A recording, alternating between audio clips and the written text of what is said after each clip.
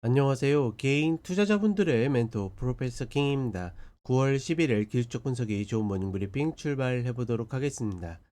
자, 일단 오늘 가장 큰 이슈 중에 하나는 PPI 발표가 있었죠. 인플레이션 지표였는데 생각보다 낮게 나왔습니다. 하나 재밌는 거는, 그러니까 이 지표가 이제 생산자 물가 지수라는 인플레이션 지표는 맞지만 이제 어떻게 보면 모든 것을 담아내지 못하죠. 우리나라 같은 경우에도 그렇죠. 우리가 생활에서 느끼는 어떤 체감상의 물가와 정부 통계에서 발표하는 물가를 보면 괴리감이 상당한 것처럼 그런 것들을 다 뭐 담아내지 못하고 있지만 어찌 되었거나 가장 대표적인 인플레이션 지표이기 때문에 생각보다 낮게 나온 것은 어떤 금리 인하에 있어서는 굉장히 긍정적인 모습을 보여주고 있다. 다만 이미 이야기 드렸다시피 9월에 금리 인하 확률이 원 스텝으로 내려갈 거는 시장에서 거의 100% 반영을 하고 있고, B컷 즉 투 스텝 내리는 것도 일부 반영이 돼 있기 때문에, 다만 이거는 굉장히 좀 힘들다라고 보고 있죠. 어제 같은 경우에도 PPI가 좀 낮게 나왔음에도 불구하고 B컷의 확률은 10% 정도밖에 확률을 잡고 있지 않기 때문에 어느 정도 이미 정해져 있는 것에 어떤 확인 사살을 했다. 그렇기 때문에 뉴스의 파라라가 될 수 있는 가능성이 굉장히 높았습니다. 그래서 많은 종목들이 좀 밀려 내리는 모습을 보여줬고, 다만 여기에 이제 변수가 하나 생긴 게 오라클이 이제 실적 발표를 했는데 그런 이야기를 했어요. 단기 실적 자체는 그렇게 별로 뭐 막 뛰어나다 좋다라는 건 아니었는데 향후 5년 내에 지금의 매출보다 10배 이상 매출을 낼 수 있는 것들을 확보했다고 하는 바람에, 사실 오라클이면 작은 종목이 아니거든요. 나스닥이 아니라 뉴욕 증시에 상장해 있긴 하지만 우리가 이제 매그니티피 세븐이라고 그러잖아요. 테슬라랑 넷플릭스랑 좀 이제 순위는 붙어 있는데 거리 그 규모 차이가 2배 정도 나죠. 그 사이에 들어가는 게 오라클인데, 어찌되었거나 중요한 거는 오라클이 40% 가까이 폭등을 하면서 AI 반도체 전반적인 분위기를 이끌었다라는 것. 특히나 이제 장중에 그 계약의 주체가 오픈 AI라는 이야기가 나오면서 어찌되었건 엔비디아를 비롯해서 브로드컴, 이제 왜냐면 오라클이 이제 주된 거래 상대가 브로드컴이거든요. 이제 이런 쪽이 올라가면서 전반적으로 시장이 밀려야 될 타이밍에서 AI 반도체들이 다 급등하는 바람에 시장을 좀 보합권으로 균형을 맞추는 그런 모습들을 보여줬습니다.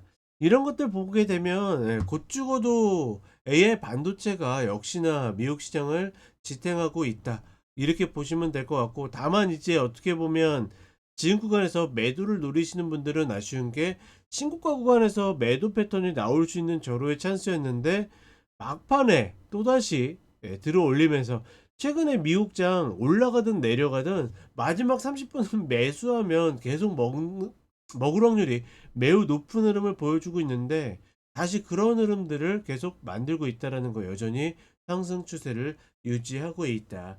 따라서 오늘 CPI 발표를 했을 때도 시장이 전반적으로 어떤 눌림을 가져가는지 이런 부분들이 좀 중요하지 않을까 싶고, 한국 시장은 드디어 이제 신고가를 갱신해내는 모습을 보여줬죠. 최근에 계속 이야기 드렸던 것처럼 양훈 상단을 밟고 폼은 올라가는 폼인데 타이밍은 우리가 알 수 없다라고 했는데 결국은 보이는 대로 올라가는 모습을 보여줬습니다. 매도를 노리시는 분들은 여기서부터 노리면 되긴 하는데, 일단은 추세가 이어져 오고 있는데 굳이 열심히 어떤 자리를 찾을 필요는 없다라고 보고 있고, 제가 이제 저희 카페에 공개 전략을 종종 올리거든요. 지금 이제 신고가 시대에 과연 어떻게 대응을 해 나갈지에 대해서 좀 개괄적인 부분들, 누구나 가입 안 하셔도 됩니다. 누구나 예, 누르시면 볼 수 있도록 오픈해 놨으니까 그 부분 같이 참고하셔서 가신다라고 그러면 지금 구간에 조금은 한 템포 내려놓고서 시장을 볼 수 있지 않을까, 이렇게 생각해 보고, 일단은 목표를 세력들이 찍어 놨기 때문에 이다음부터 들어간 작업은 늘 똑같아요. 개인 투자한테 어떤 방식으로 물량을 넘길 것인지에 대한 흐름이 나올 가능성이 높다라는 거, 그런 부분에 대해서 다소 주의를 하시면서 가시면 좋을 것 같습니다. 자, 그럼 간단하게 차트 보도록 하겠습니다. 자, 먼저 나스닥 선물 30분 흐름을 보게 되면 PPI 발표 이후에 상승을 했다가 그리고 나서 차근차근 좀 밀려 내리는 모습을 보여줬죠. 뉴스에 팔아라 혹은 그동안에 계속 핑계를 금리 인하에 대한 핑계를 댔는데 이런 것들이 좀 마무리될 수 있는 뭐 그런 뉴스에 팔아라 뭐 이런 형태가 좀 되고 있고 전반적인 흐름도 이렇게 수렴을 했다가 돌파했다가 다시 이탈하는 뭐 그런 형태를 보여주고 있기 때문에 사실 여기에서 강력하게 어떤 추가 상승을 기대하기는 어렵다. 만약에 빅컷을 한다 하더라도 시장에서 환호하기보다는 오히려 의구심을 가질 가능성이 저는 더 높다라고 보고 있거든요.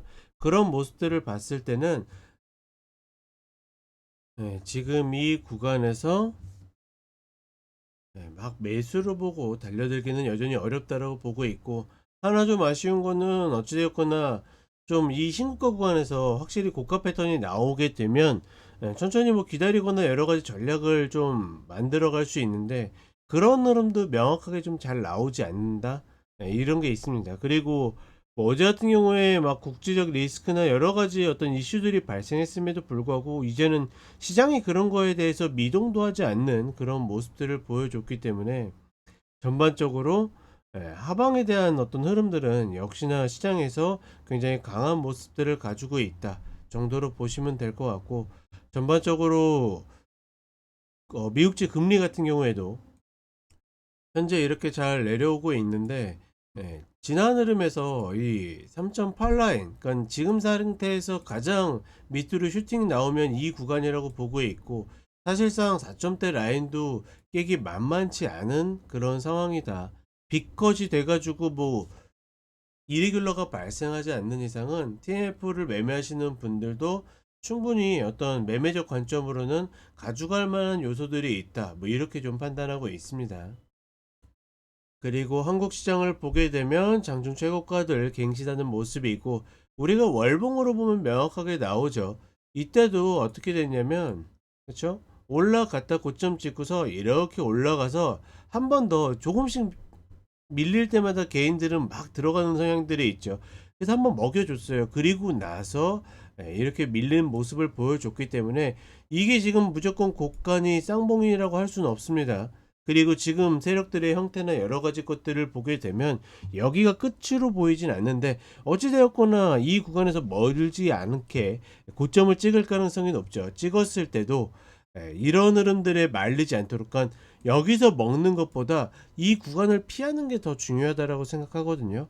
이 구간을 피할 수 있도록 늘 내가 갖고 있는 전략들 혹은 컷들 유지한다라는 거 다시 한번 이야기를 드리고 싶고 이런 부분들 저희 카페에 누구든지 와서 오셔서 카페 가입도 안 하셔도 됩니다. 그냥 보실 수 있으니까 꼭 참고하셔가지고 지금 이제 이 신고가 시대에 잘 헤쳐나갈 수 있도록 준비하셨으면 좋겠습니다. 자, 이렇게 이야기 드렸고 저는 쇼츠로 또 찾아뵙도록 하겠습니다.